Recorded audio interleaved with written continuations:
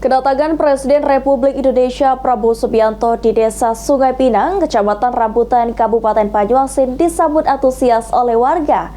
Warga berharap kedatangan Presiden Indonesia berdampak pada kemajuan untuk Kecamatan Rambutan.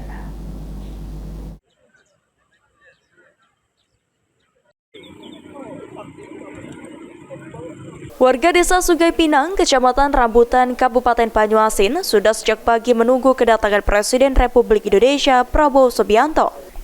Erna, warga mengatakan sudah sejak jam 7 pagi menunggu kedatangan Presiden Republik Indonesia hingga siang meskipun cuaca sangat panas.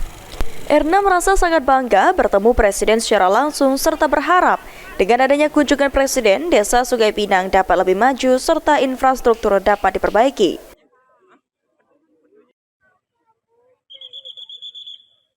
Oh, menunggu di sini, Bu? Dari jam 9 pagi.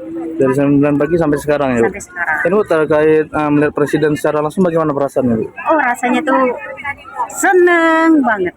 Ya. Bu, terkait kunjungan Presiden pada hari ini, Bu, untuk harapan ke depannya apa nih, Bu? Harap ke depannya tuh lebih maju lagi, ke depannya lebih cemerlang lagi. Terkait infrastruktur di sini, Bu, harapannya, Bu, terkait jalan misalnya, Bu?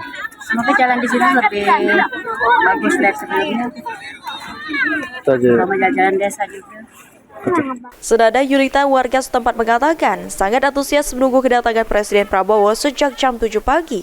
Erna juga mengatakan baru pertama kali melihat Presiden secara langsung.